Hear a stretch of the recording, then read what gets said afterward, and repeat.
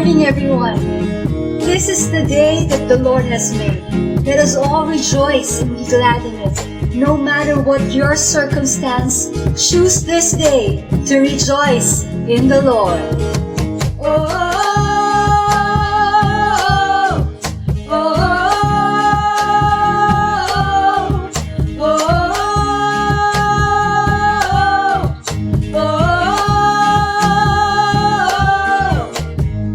This is the day you've made. I'll rejoice and be glad with all that I am. This is the day you've made. I'll rejoice and be glad in you. Oh, oh, oh, oh, oh. That's it. This is the day. This is the day you made, and your mercies are new, your promise is true. This is the day you made, I'll rejoice and be glad in you. There's a supernatural praise rising up in my heart, up in my heart. The sound it has to be made. Oh Lord, so my heart will say, you are good, you are good. And with everything, I will praise, I will praise. Oh, oh, oh, oh,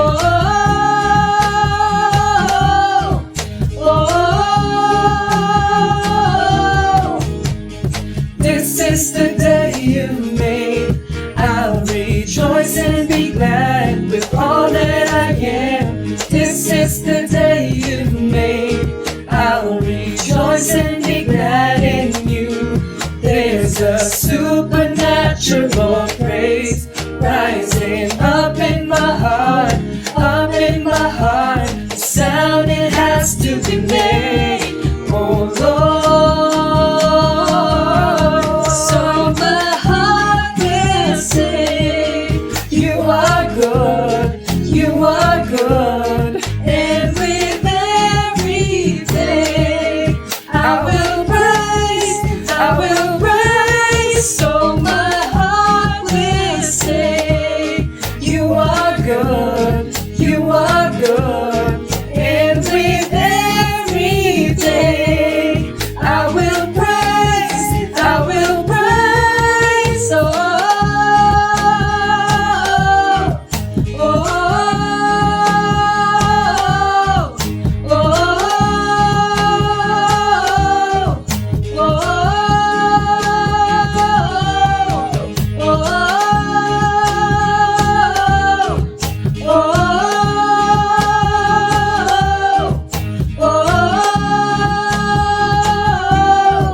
oh, This is the day you made, so I will give you praise. Whatever comes my way, I rejoice in you. This is the day you made, so I will give you praise. Whatever comes my way, I rejoice in you. This is the day you made, so I will give you praise. Whatever comes my way, I rejoice in you. This is the day you made, so I will give you praise. Whatever comes my way, I rejoice in you. Oh, oh, oh, oh. So my heart will say, you are good, you are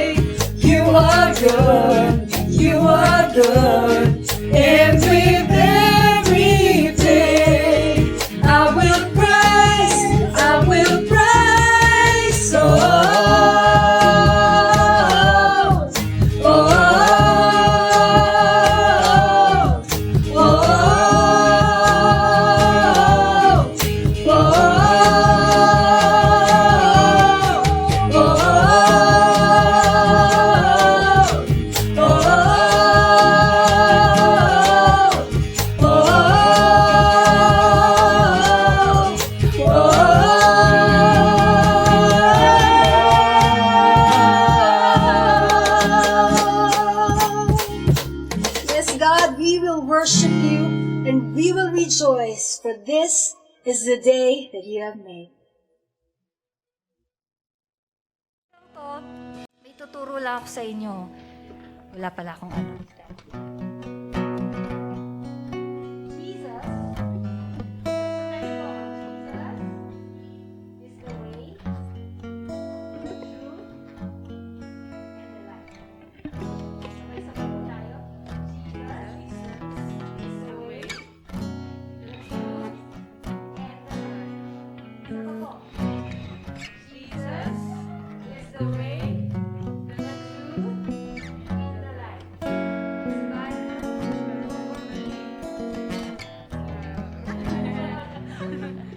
Let's worship the Lord!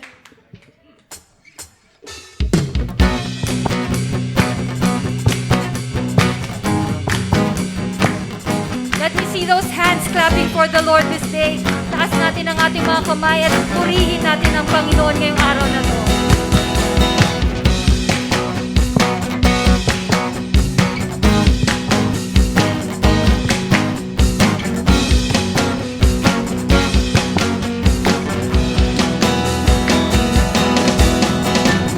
Lay my life down at your feet, 'cause you're the only one I need. I turn to you and you are always there. Sing it in troubled times, it's you I see. Troubled times, it's you I seek. I put you first, that's all I need. I humble all I am, all to you. Let's sing it one way. One way, Jesus, you're the only one that I could live for. One way, Jesus, you're the only one that I could live for.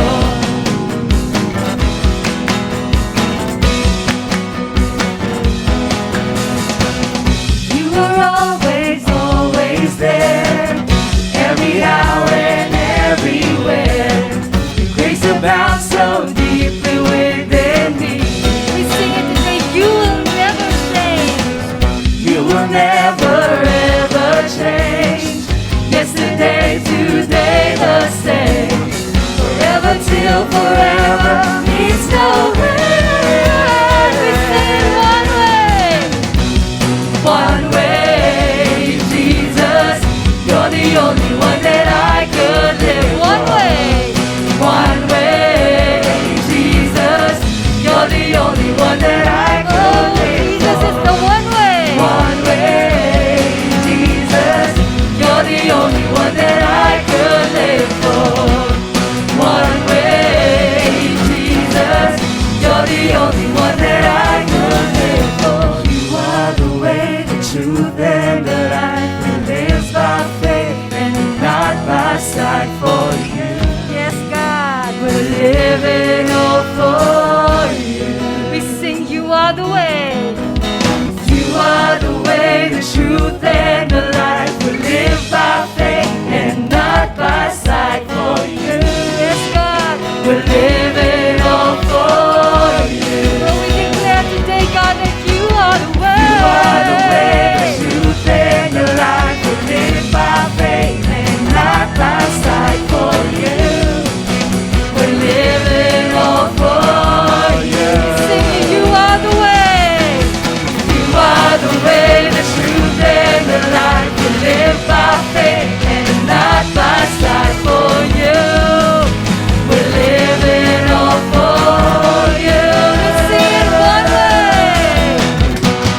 One way, Jesus, you're the only one that I could live for. One way, Jesus, you're the only one that I could live for.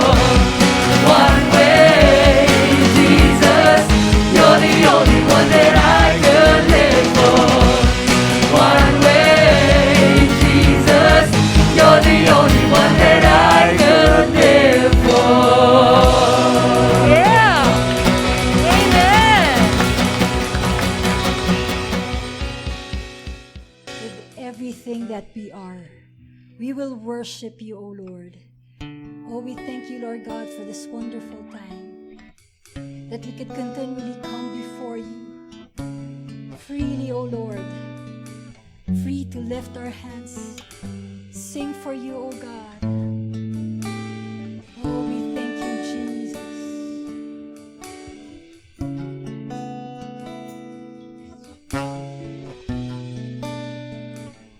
Praise you, God.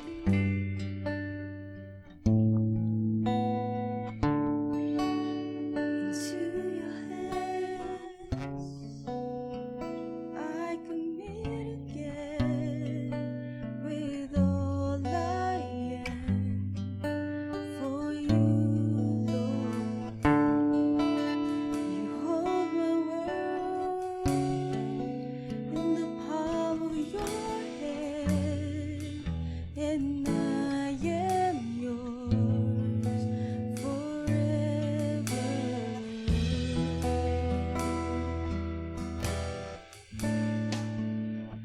Jesus, I believe in you. Jesus, I belong to you. You're the reason that I live, the reason that I sing with all I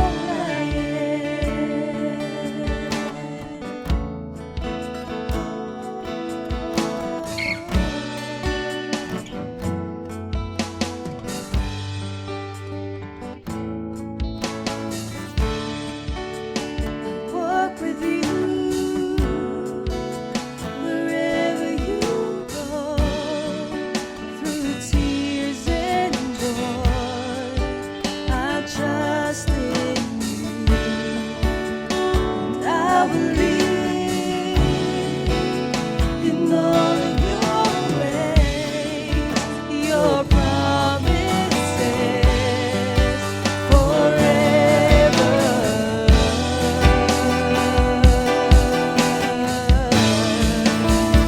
Jesus, I believe in you. Jesus, I belong to you. You're the reason that I live, the reason that I sing. Jesus, I believe, I believe. Jesus, I belong to you. You're the reason that I live, the reason that I sing with all I am.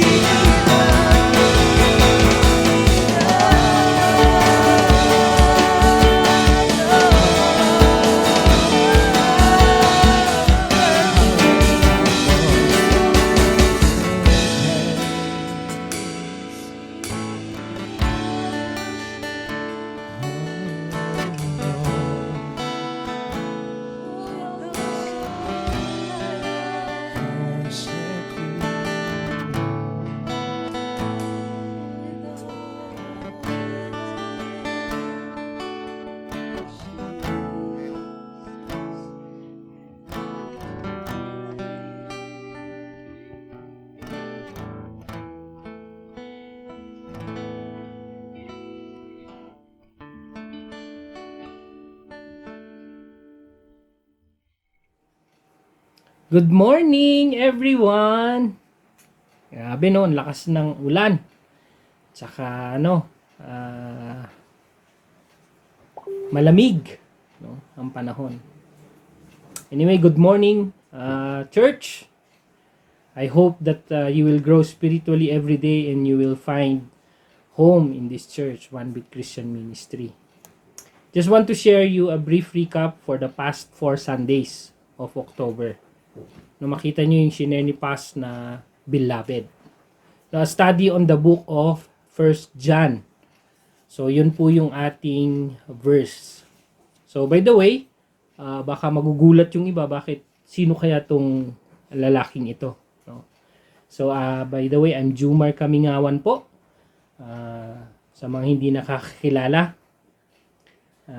isa po ako sa minister ng One Big Christian Ministry. Okay?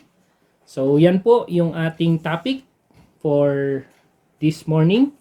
At the series, the whole month of October, which is Beloved. Okay? So, our pastor mentioned last 4 Sundays, sa mga naka-attend, makita natin na yung first na diniscuss niya is about, or shinare niya is about walk in fellowship, which is found in 1 John 1 verses 1 to 10. Second Sunday, he talks about act real, which is found in 1 John 2 verses 3 to 11. So, nung third Sunday naman, ang shinare ni Paz is I want to know what God love is, which is found in 1 John 3 verse 1 to 3. So, nung fourth Sunday naman, he share also love from above. O, di ba? So, 1 John 4 verse 17 to 12. Ayan po yung kanyang mga na-share sa atin for the past 4 Sundays. Okay. So, in conclusion, di ba, ang bilis ng message, no? In conclusion agad, no? Ako naman is meron akong take home, no? Yung learnings nung ako'y umattend. So, beloved, let's love one another as Christ loved the church. No? Meron akong pwedeng i-share sa inyo yung natutunan ko sa beloved. Our words and action must be aligned with God. No? Second, we are children of God, act like one. No? And beloved, love is the gauge for spiritual leaders. And last, knowing God and seeing God through love. No? So yan po yung aking take home, no, na learning sa mga topics ni Paz. No? So ngayon naman ang pag-uusapan naman natin is my topic. No? This is the first the last Sunday, no, the 5th Sunday of the month, no. And my title is Led by God's Witness, 3 becomes 1. So mapag-aaralan natin kung ano yan. And makita natin dito, yung text natin o yung verse natin makikita saan? Sa 1 John 5:6 verse 6 to 12 pala. Ayan. Okay, so as I read, no, those who are able to read, stand up, and kung hindi kaya, then sit down, and let's put ourselves in the presence of our God. So, let me read verse 6. This is he who came by water and blood, Jesus Christ. Not only by water, but by water and blood. And it is the Spirit that bears witness, because the Spirit is truth. Verse 7, for there are 3 that bears witness in heaven, the Father, the Word, and the Holy Spirit. And these 3 are one. Verse 8, and there are 3 that bears witness on earth, the Spirit, the water, and the blood. And these 3 agree as one. And if we receive witness of men, the witness of God is greater. For this is the witness of God which he has testified of his Son. Verse 10, he who believes in the Son of God has the witness in himself. He who does not believe God has made him a liar, because he has not believed the testimony that God has given of his Son. And verse 11, and this is the testimony, that God has given us eternal life, and this life is in his Son. Verse 12, he who has the Son has life, and he who does not have the Son of God does not have life. So blessed be the reading of the word of our Lord Jesus Christ. Let's all pray. Our gracious loving Father, we would like to praise and thank you once again for this opportunity that we could share your message. Despite maraming distraction, Panginoong Diyos, sa aming pag-share ng iyong word, Panginoong Diyos, I pray, Father Lord, na ikaw po ang manguna sa lahat ng aming gagawin ngayon. And we are so grateful, Father Lord, na kahit hindi po kami naka-attend ng physical na aming gathering, I pray, Father Lord, na you will prepare the hearts of your people and open their minds and open their hearts, Father Lord, as they listen to your message for this morning. Thank you so much for the knowledge and wisdom that you have given to each one of us, Father Lord. Prepare us again, Lord, as we listen for the message this morning. We entrust to you everything, Father Lord. Ikaw po ang maitaas at ibaba mo po ang iyong anak mong si Jumar ngayong araw na ito. Maraming salamat po. Mabigyan ka po ng kapurihan sa lahat ng aming gagawin ngayon. All these things we ask in Jesus' mighty name we pray. Amen and amen. Alright. Ito na po yung ating message, no? Ayan. So let's discuss po yung first verse. Basahin ko lang po yung first verse na verse 6. This is he who came by water and blood, Jesus Christ. Not only by water, but by water and blood. And it is the Spirit who bears witness, because the Spirit is truth. And makita nyo din po sa verse 8, no? Medyo similar sila. So dinagdag ko na po ito para at least makita natin yung connection ng dalawa. And sa verse 8, and there are three that bears witness. On earth, the Spirit, the water, and the blood. And these three agree as one. No? So yan po yung three become one. So unahin po natin yung una. Ano po yung first dyan is water.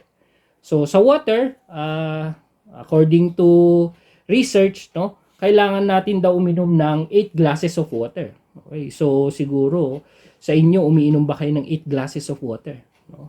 And sabi nga ng pag may tanong ka daw, i-search mo, no, di ba? So makikita natin na yung mga bata ngayon, no, pag may tatanungin ka sa kanila at hindi din nila alam yung sagot, no, i-search mo. Kaya i-search ko, no? So dapat 70%, no, ma-rehydrate yung ating water or ma-replenish yung ating water. So ibig sabihin pag tayo pumunta na ng CR, dapat mapalitan na kaagad yung water natin, no? And hindi po yun yung water na pag-uusapan natin, no? Ito yung water na nangyari nung time ni Jesus, which is his baptism, you know? So makita natin doon nung sinok si Jesus ni John the Baptist sa Jordan River, no? Makita nyo yung nangyaring baptism doon. And makita natin na ito is kailangan mangyari, ma-fulfill, no, yung prophecy na yan, because yun po yung isinet na time, no, ng Panginoong Diyos para sa kanyang anak na si Kristo, no. And siguro familiar naman po kayo sa story, at least bigyan ko lang kayo ng initial na nangyaring yun. And nung nabaptize ang Panginoong Diyos, no, yung baptism na yun is his identity o personal identification niya, na siya yung sinasabi ni John the Baptist na may mas mataas pa sa aking darating. And yun si Jesus Christ. And mapansin nyo doon, ito yung new birth, no, ng Panginoong Diyos. At nakilala ng mga Jew na siya yung talagang Savior. no, Lord or prophet nung time na yon. And for us, syempre maalala ko din nung ako'y nabaptize, no? Sa dagat ako binaptize nung time na yon, no? So makita nyo doon na in-apply din po natin yung baptism ng bawat Kristiyano. And saan, for me, yung baptism na yun is I renounced, to sin and giving our loyalty and service to Christ. And maalala ko din yung last time na binaptize, sa Riverview, isa din po ako sa nagpray nung isang nabaptize doon, si Christoph. And I pray, na makatulong din tayo sa winning of souls, I pray na makatulong din tayo na hindi lang responsibility ng ating pastor o ng mga leaders of the church to witness to other people. Alright? So, yun po yung isang magandang mangyayari, sa atin as a believer. Okay? So, next, number 2, so makita natin doon na yung water na yon is before tayo pumunta ulit doon is kailangan natin i-share yung number 2, which is the blood. Ano ba yung blood na yan? That's representation of the crucifixion. Okay, so maalala ko nga nung one time sa isang church na pinag-attenan namin, ito po yung Passion of the Christ. So makita mo doon yung diniscuss doon yung pako na ginamit na sobrang taba, na sobrang laki, na sobrang kalawang. Tapos makita mo din doon yung crown ng Panginoong Diyos na itinutsok sa kanya nung time siya crucify or nilagyan siya ng crown. And kung makita mo yung bigat, ng binuhat niya na lag. So makita nyo, nakita natin na yung struggle, na nangyari sa Panginoong Diyos nung time na siya i-crucify. And dito, makita nyo yung crucifixion niya is because siya yung sacrificial lamb, for all the sins of the world, including me as a sinner. Dito po na ipakita yung blood ng Panginoong Diyos, that was shed on the cross for the atonement of all our sins. So makita nyo, nagsakripisyo po ang Panginoong Diyos para sa kasalanan ng bawat isa. So therefore, through His precious blood, we are forgiven, sanctified, and justified by our Lord Jesus Christ. So ang laking blessing yun, ang laking gift na ipinagkaloob sa atin ng Panginoong Diyos yun. Hindi na siya nagdalawang isip. Basta ang importante, magawa niya yung purpose niya dito sa mundong ibabaw. And nakita nyo kung ano po yung naging response ng mga tao sa kanya. Kung baga, ang daming ginawa sa kanyang kabastusan. Pero si Lord, nanahimik na lang siya kasi alam niya na marami siyang maitutulong sa mga taong mahal niya. Okay, so number 3. Let's go to number 3, spirit. Hindi po to yung ibang spirit, spirit of darkness or spirit of the glass. Ito po yung spirito ng Panginoong Diyos. Maalala nyo, magbalik tayo dun sa baptism ni Jesus Christ. Nung time na siya ay patapos ng mabaptize, ano nangyari doon? The Spirit of God came down. Ito yung tinatawag na descension ng spirito ng Panginoong Diyos. Makita nyo, inopen yung heaven. After na-open yung heaven, spirit like a dove came saan? Sa Panginoong Diyos. That illuminates Him. So, sobrang liwanag yon na represent po yun ng spirit, na ipunta sa Panginoong Diyos. And makita nyo doon na ito po yung nangyari sa time ng baptism ng Panginoong Diyos. And we are led by God's witness. And nakita nyo yung three becomes one. Ito po yung water, blood, and spirit. Yan po. So pag-usapan naman po natin yung verse next. Verse 7. Okay, as I read, For there are three that bears record in heaven: the Father, the Word, and the Holy Spirit. And these three are one. No? So may mababanggit na naman po yung 3 in 1. Okay? So pag-usapan po natin yung una. Ano yan? Father. No? Kahapon po, nung nagpre-prepare ako ng message, no, I asked my daughter, Swenshi. Sabi ko, anak, what are the characteristics of being a father? E di sumagot siya, sabi niya, she mentioned, as I quote, caring, loving, kind. Okay.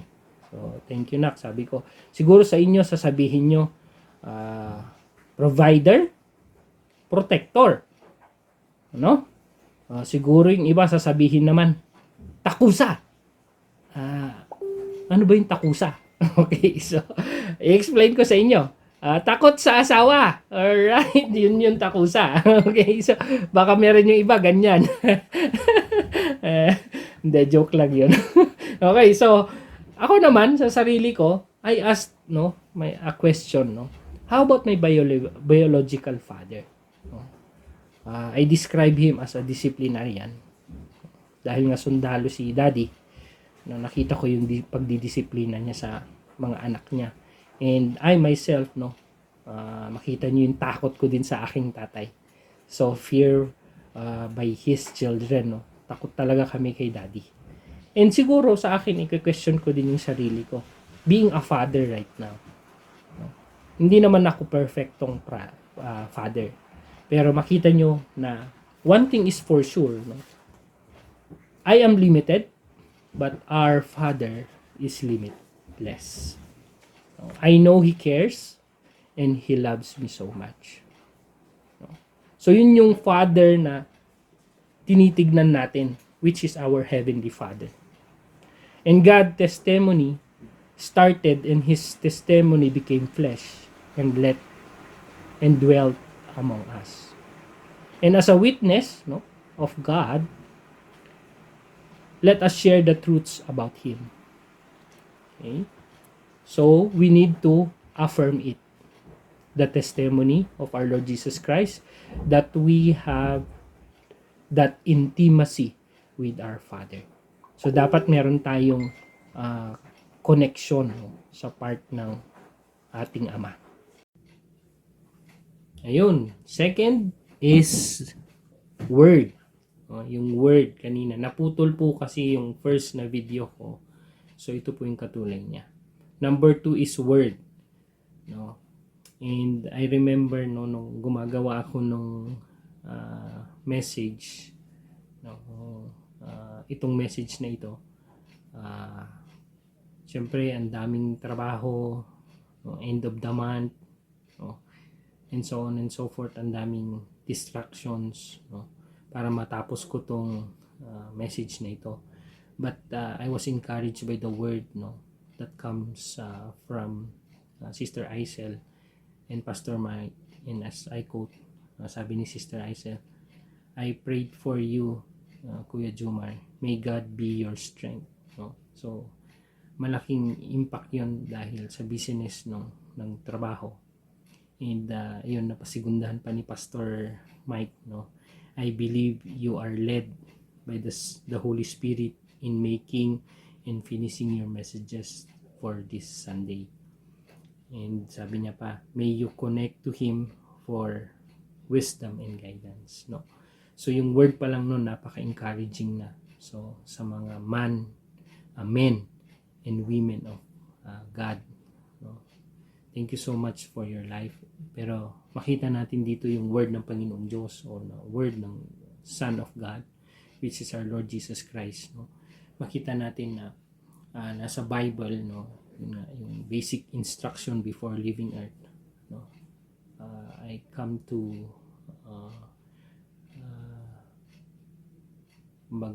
nakita ko yung isang verse dito is yung sa Joshua 1:8, as I read, the book of the law shall not depart from your mouth, but you shall meditate in it day and night, that you may observe to do according to all that is written in it. For then you will make your way prosperous, and then you will have good success, no? So malaking tulong, no, pag tayo ay naka-rooted sa word ng Panginoong Diyos. And doon tayo makakakuha ng strength, no, that comes from the Father. And malaking tulong yon for us. And doon din sa Psalms 119:16, and let me read it to you. I will delight myself in your statutes, and I will not forget your word. No? So dito makita mo na talagang kailangan natin na meron tayong source, no, ng word ng Panginoong Diyos, no, para tayo magpatuloy, no, na isa puso at isa buhay yung ating mga nababasa, no, at tayo maging blessing sa ibang tao. And dito makita din natin, no, through His words of truth that we read in this passage, Jesus showed us how, no, pinakita niya, naging model siya, naging example siya, so sa bawat tao na makakabasa. And the challenge is for us, no, as we live our life, no, treat it as if it is our last day here on earth. I remember, no, yung parang morning fog, no, in the early morning, madali lang mag-disappear yung early morning fog, no? Pero makita nyo na parang yung buhay natin ganun din, no?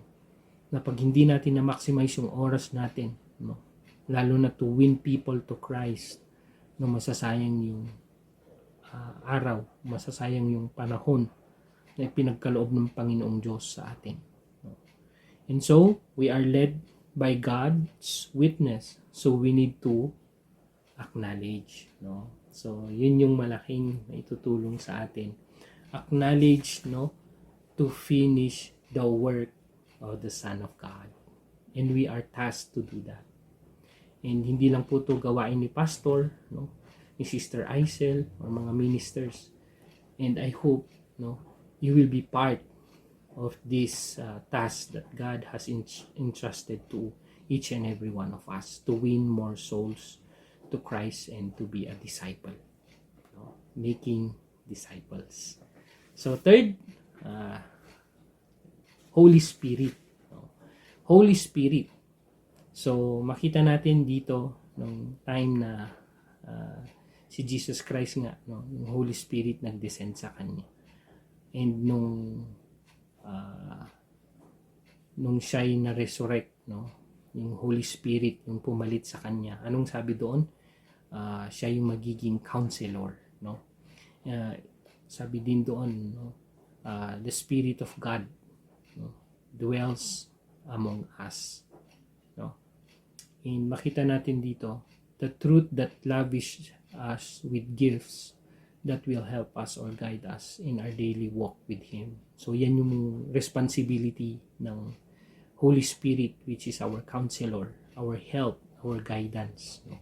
Kaya parati tayong mag-ask sa Holy Spirit, no, na patuloy na nandiyan, ready to help us.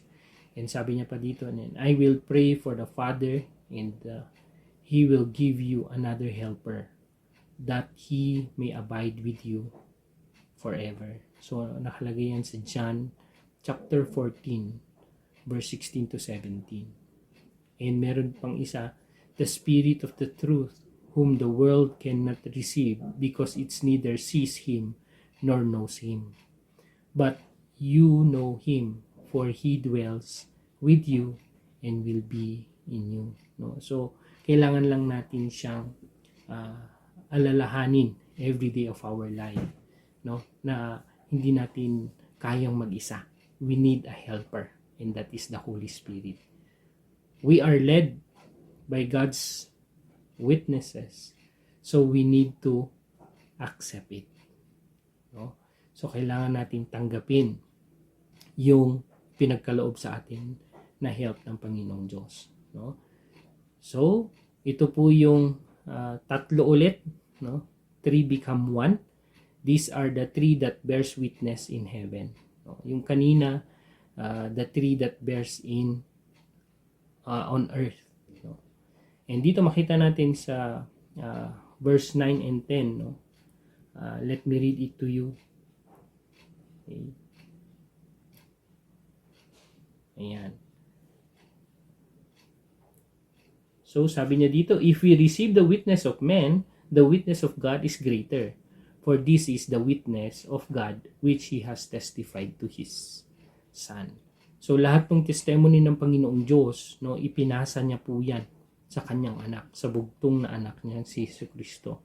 And yun, kung tayo naniniwala sa testimony ng tao, dapat mas paniwalaan natin ang testimony ng Panginoong Diyos dahil testimony yun ng ating Panginoong Diyos, no, na nasa heaven. And makita nyo yung testimony ng mga Jews before, no, at least 2 na witness considered na nila na acceptable yung claim mo kung sa nasa court of law kanila. Ito, 3 become 1. No? 3 witnesses, no, naging isa. And sa verse 10, sabi niya, he who believes in the Son of God has the witness in himself. No? He who does not believe, God has made him a liar. Because he has not believed the testimony that God has given of His Son. So, pag hindi din tayo naniwala, no, sa testimony na ipinagkakaloon ng Panginoong Diyos, no, malaking problema yon. No?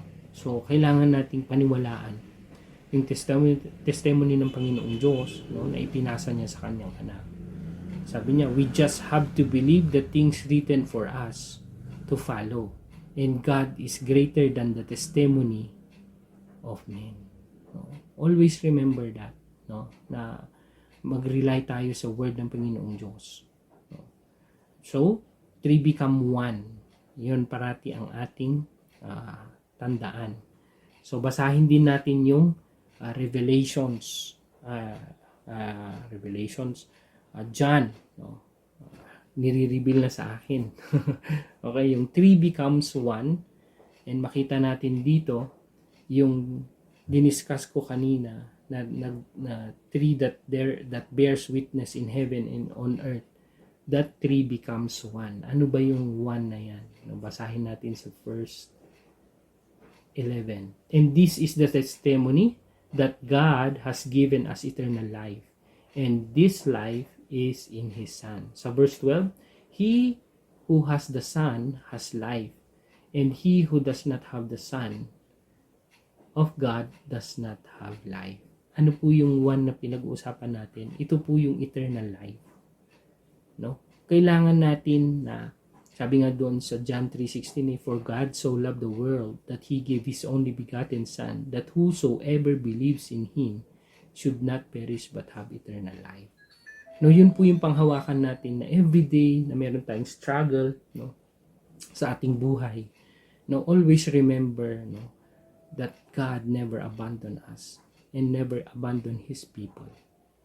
No, mahal niya tayo and patuloy tayong mag-as sa Kanya. No, at maniwala sa Kanyang mga iniwang salita, sa Kanyang anak at sa mga nababasa natin, no, sa araw-araw. Okay? So in summary, we are led by God's witness. 3 become 1. No? Who bears witness on earth? Water, blood, spirit. We need to affirm it. Next, who bears witness in heaven? Father, Word, Holy Spirit. Then we acknowledge it. Equals 1. No? Ano yung 1? Eternal life. And we need to accept it.